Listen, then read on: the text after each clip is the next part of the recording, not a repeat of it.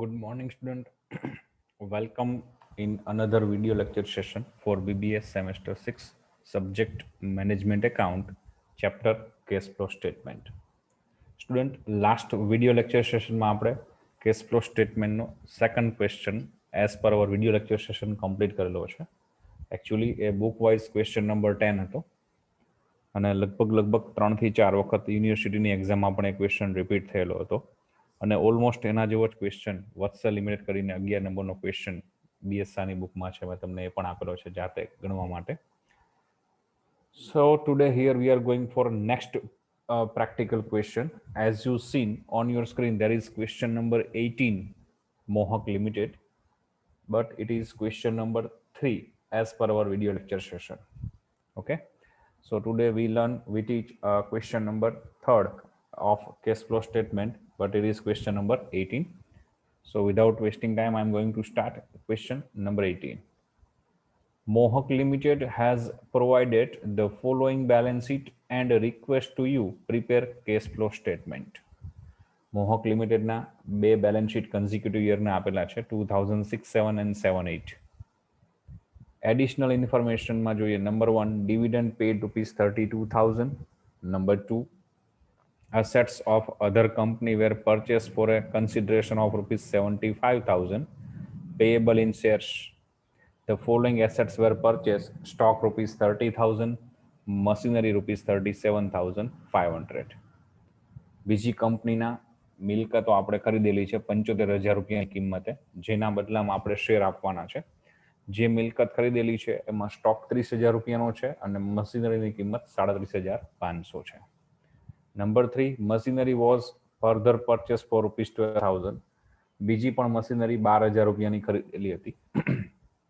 Number 4, loss on sale of machinery was ₹300, which was written off to reserve fund.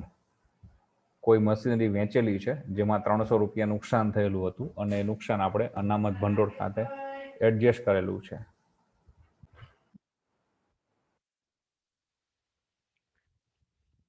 Number 4, income tax provided during the year ₹50,000. વર્ષ દરમિયાન કરવેરાની જોગવાઈ 50,000 રૂપિયા કરવામાં આવેલી છે. ઓકે, આન્સર જોઈએ આપણે ક્વેશ્ચનનો.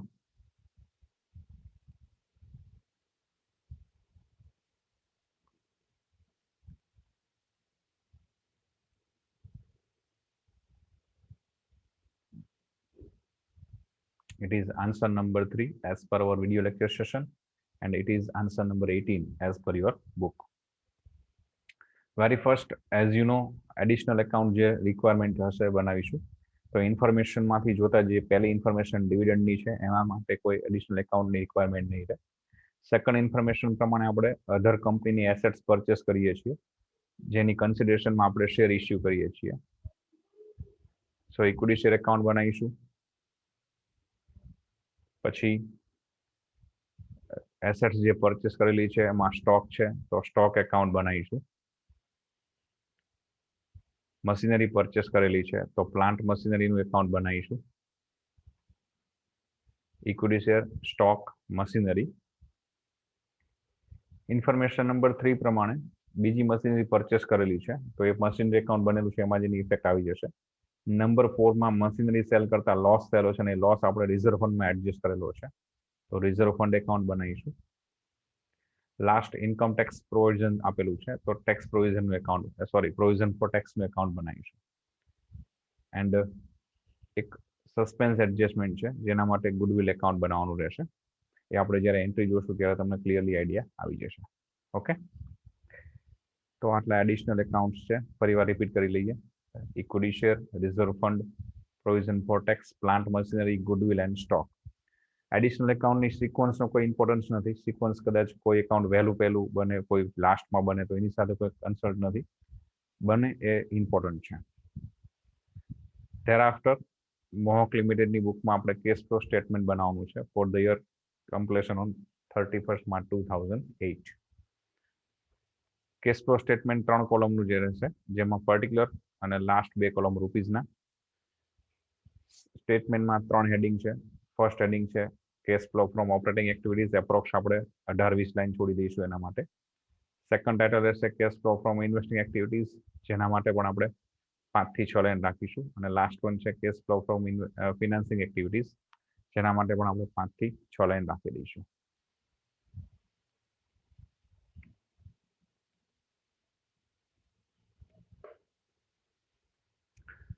Okay,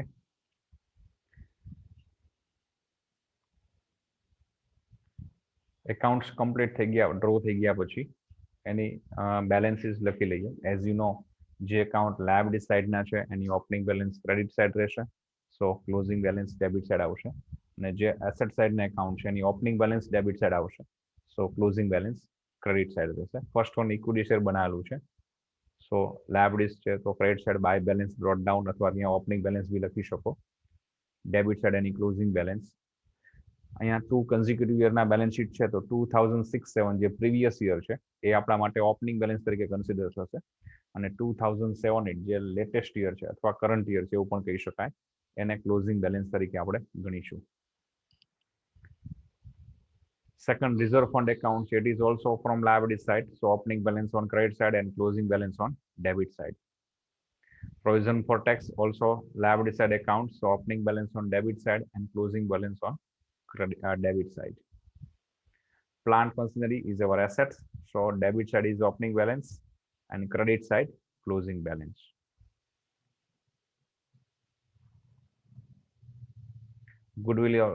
Goodwill is also our assets, debit side opening balance, but in balance sheet there is no opening balance data given, so dash. Credit balance, sorry, closing balance credit side.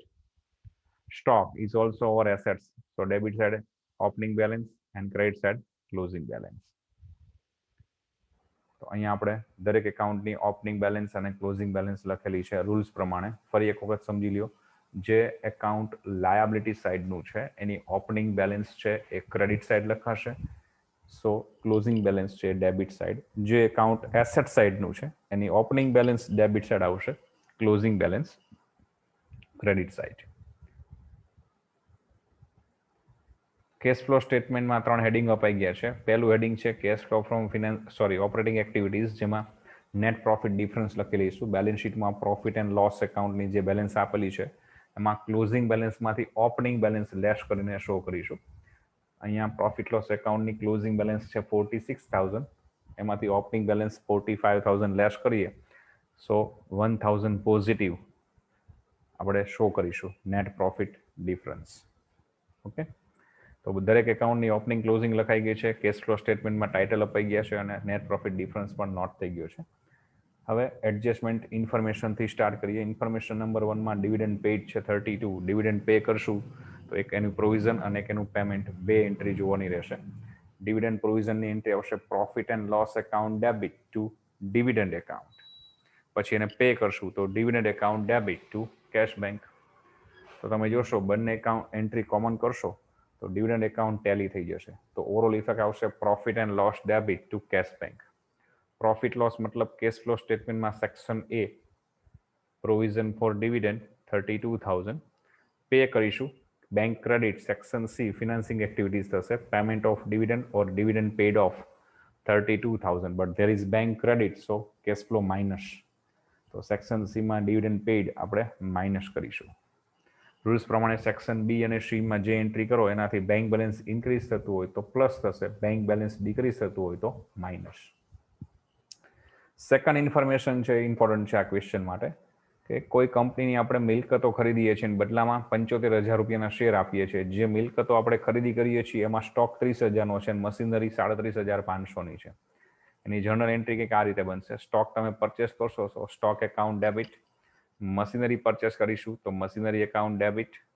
બદલામાં 75,000ના share આપેલા છે તો two share capital 75,000. હવે તમે જોઈ શકશો કે ડેબિટમાં stock 30,000 છે, machinery 37,500, in total it means total 67,500 total છે. જ્યારે ક્રેડિટમાં શેર કેપિટલ 75,000 ક્રેડિટ છે. Total debit 67,500 while credit 75,000. It means જે 7,500નો જે ગેપ છે એ શેના, તો આપણે અમલગમેશન એબ્સોર્પ્શન ચેપ્ટર તમે એસવાયમાં શીખી ગયા છો. અથવા તો જે બેઝિક રૂલ છે એ પણ તમને કદાચ ખ્યાલમાં હશે. કોઈ પણ મિલકત કે કોઈ પણ બિઝનેસ ટેક ઓવર કરીએ અને એની જે વેલ્યુએશન છે એના કરતાં ઓવર પ્રાઇસ પે કરીએ તો એ બિઝનેસની ગુડવિલ ગણાશે.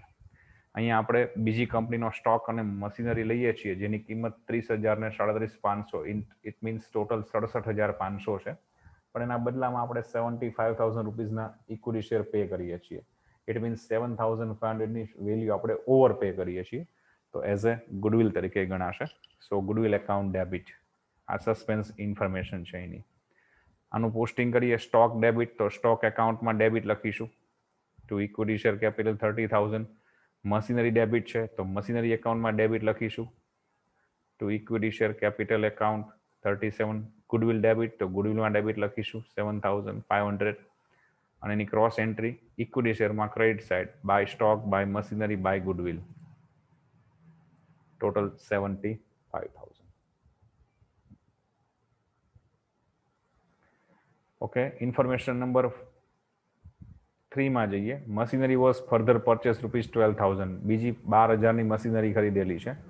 મશીનરી પરચેસ કરશો તો મશીન ડેબિટ ટુ બેંક, તો મશીન એકાઉન્ટની debit side to bank account in bracket purchase 12,000, જેની ક્રોસ એન્ટ્રી બેંક મતલબ cash flow statement machine is our asset, so investing એક્ટિવિટીઝમાં જશું. Purchase of plant machine 12,000. There is bank credit means cash goes out from business, so negative or minus 12,000. Information number 4 જોઈએ. Loss on sale of machine was ₹300 which was written off to reserve fund. Machine વેચતા 300નું નુકસાન છે, એ નુકસાન આપણે reserve ફંડમાં adjust કરેલું છે. તો ફક્ત પહેલા નુકસાનની એન્ટ્રી કરીએ તો લોસ થશે તો જનરલી એન્ટ્રી થાય profit loss debit to machine, but અહીંયા આપણે એ લોસ રિઝર્વ ફંડમાં એડજસ્ટ કરેલો છે. તો instead of profit loss here reserve fund debit to machine, તો રિઝર્વ ફંડમાં ડેબિટ સાઇડ લખીશું to machinery account in bracket loss 300, જેની ક્રોસ એન્ટ્રી આપણે આપીશું મશીનરી એકાઉન્ટની credit side by reserve fund account in bracket loss 300. Last and fifth information. Tax provided છે 50,000. Tax પ્રોવિઝનની entry છે, તો એની એન્ટ્રી ફિક્સ છે profit loss to provision for tax. Profit loss debit મતલબ section A માં જશું provision for tax 50,000 rupees. Provision for ટેક્સના એકાઉન્ટના credit side by profit and loss account in bracket provision 50,000.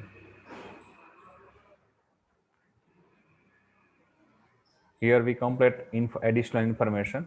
So now we have to wind up all additional account and find out gap. First one, equity share. Debit side 3,75,000 છે closing balance. Credit side તમે total કરશો તો equal થઈ જશે 375. It means there is no gap. Second, reserve fund account છે. Debit side તમે જોશો તો 90,300, total 90,300 છે, while on credit side only 75,000. It means there is a gap ₹15,300 which is a credit balance. It means this is provision during the year for reserve fund which is out from profit and loss account. So in column of particular by profit and loss account in bracket provision, જેની cross entry આપણે આપીશું cash flow statement section A provision for reserve fund 15,300.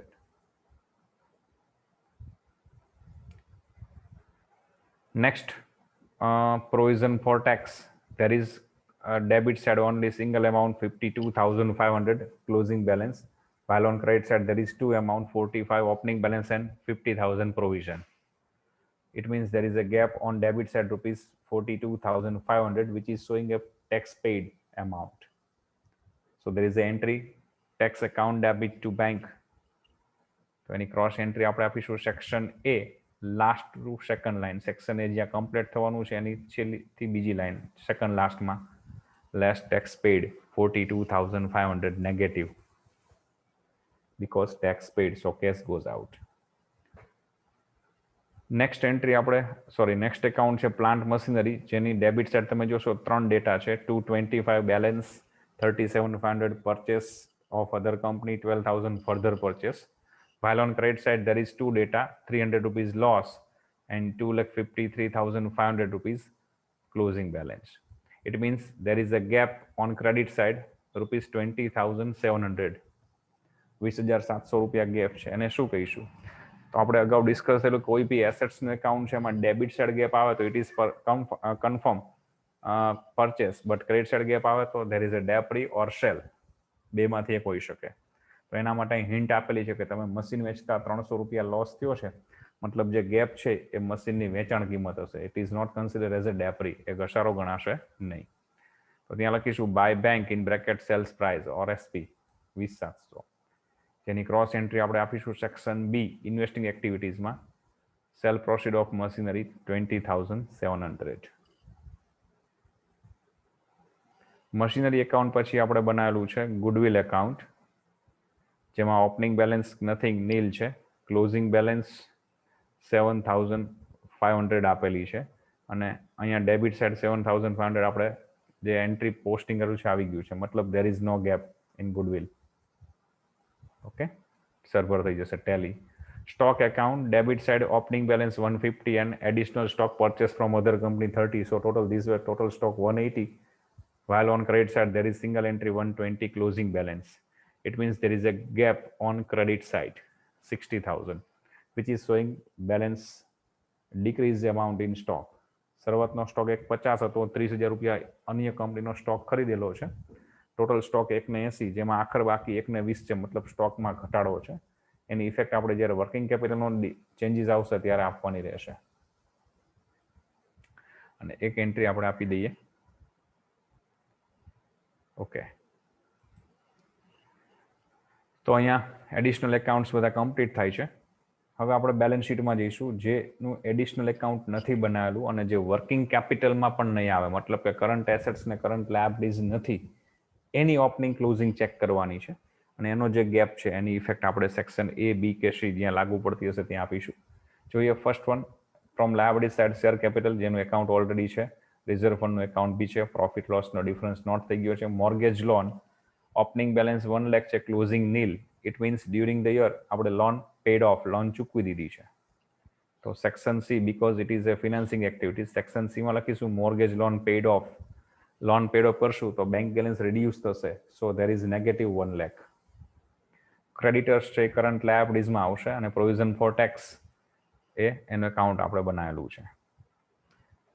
એસેટ્સમાં જે land building એનું account નથી બનાવેલું, તો land બિલ્ડિંગની opening 3 lakh છે, closing 285, મતલબ રિડ્યુસ છે. લેન્ડ બિલ્ડિંગ ઓવર એસેટ્સ ને એસેટ્સ રિડ્યુસ થાય તો ઓલમોસ્ટ ડેપ્રી હશે. સો સેક્શન એમાં જશું, depreciation on land building ₹15,000. Plant મશીનનું આપણે એકાઉન્ટ બનાવેલું છે. Stock, debtors, cash, current assets છે, અત્યારે ટેમ્પરરી સ્કીપ કરી દઈએ. ગુડવિલનું એકાઉન્ટ છે અને બેંક બેલેન્સ પણ કરંટ એસેટ્સ, એને અત્યારે કન્સિડર નહીં કરીએ. So this way here we complete all accounts, remaining current assets and current liabilities account. તો સેક્શન એને અત્યારે ટેમ્પરરી ક્લોઝ કરીએ તો આન્સર જે આવે છે એ 1,13,300 અહીં સુધીનો ટોટલ આપણે જોઈએ, જેને આપણે કહીશું profit before changes in working capital. પછી ચેન્જીસ ઇન વર્કિંગ કેપિટલ આપીએ. વર્કિંગ કેપિટલમાં current liabilities, current assets. Current લાયબિલિટીઝનો રૂલ્સ તમને ખ્યાલ છે એ પ્રમાણે, કરંટ લાયબિલિટીઝ ઇન્ક્રીઝ થાય તો cash flow plus, current liabilities decrease થાય તો કેશ ફ્લો માઇનસ. મતલબ કે કરંટ લાયબિલિટીઝ અને કેશ ફ્લો બંને પેરેલલ ચાલશે, ઇન્ક્રીઝ તો પ્લસ, ડિક્રીઝ તો માઇનસ. કરંટ એસેટ્સ અને કેશ ફ્લોને ઓપોઝિટ રૂલ્સમાં ચાલશે, ઓપોઝિટ વેમાં ચાલશે.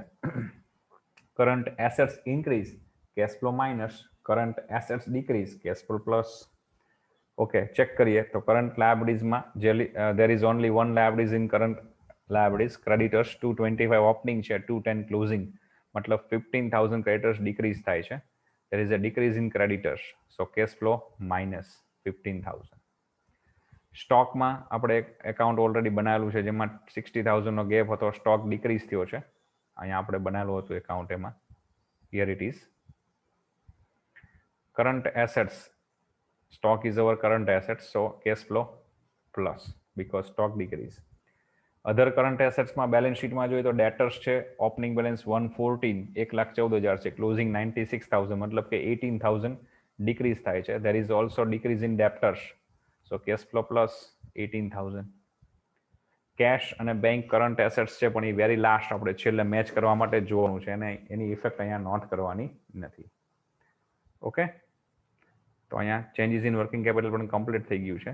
તો before changes profit before changes in working કેપિટલમાં આપણે વર્કિંગ કેપિટલના ચેન્જીસ પ્લસ માઇનસ કરીએ અને પછી જે આન્સર આવશે એ થશે profit after changes in working capital 1,76,300, જેમાં લેસ ટેક્સ બાદ કરીએ તો ફાઇનલ બેલેન્સ સેક્શન એનું આવશે 1,33,800, જ્યારે it is a net cash flow from operating activities. Section B માં બે ડેટા છે 12,000 and 20,700, જેનો ટોટલ થશે એને આપણે કહીશું net cash flow from investing activities ₹8,700 થશે. સેક્શન સી માં પણ બે ડેટા લખેલા છે ડિવિડન્ડ અને મોર્ગેજ લોન, જેનો ટોટલ તમે કરશો તો net cash flow from financing activities but there is negative 1,32,000. Section A 1,33,800 positive, section B 8,700 positive, section C 1,32,000 negative. Overall answer આવશે જેને આપણે કહીશું ઇન્ક્રીઝ ઓર ડિક્રીઝ. અહીંયા પોઝિટિવ આન્સર છે, so increase in cash and cash equivalent.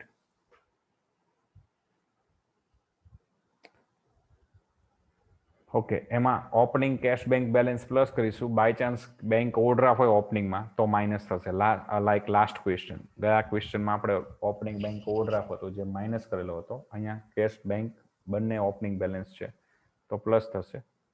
જોઈએ balance શીટમાં cache balance opening 1 lakh છે, bank 1,000 છે, બેંક બેલેન્સ ડેશ છે, તો ઓપનિંગ કેશ બેલેન્સ આપણે 1,000 એડ કરી દઈશું. Increase in cash and cash ઇક્વિલન્ટમાં એડ કરીશું તો આન્સર આવશે 11,500, જે તમારે બેલેન્સ શીટ પ્રમાણેની ક્લોઝિંગ કેશ બેંક બેલેન્સ હોવી જોઈએ. ક્લોઝિંગ કેશ બેલેન્સ ચેક કરીએ તો 1,500 છે અને બેંક બેલેન્સ 10,000, ટોટલ બંનેનો કરીએ તો 11,500, જે અહીંયા તમારા કેશ ફ્લોના ફાઇનલ આન્સર સાથે મેચ થઈ જાય છે. ઇટ મીન્સ તમારું જે કેશ ફ્લો સ્ટેટમેન્ટ બનેલું છે ઓલમોસ્ટ સાચું છે. ઓકે, ચેપ્ટર સોલ્વ કરવા માટે બેઝિક જે જર્નલ એન્ટ્રી છે બધી, એસેટ્સ પરચેસ, સેલ, ડેપરી, ટેક્સ પ્રોવિઝન, ડિવિડન્ડ પ્રોવિઝન, આ બધી તમને ખ્યાલ હોવો જરૂરી છે.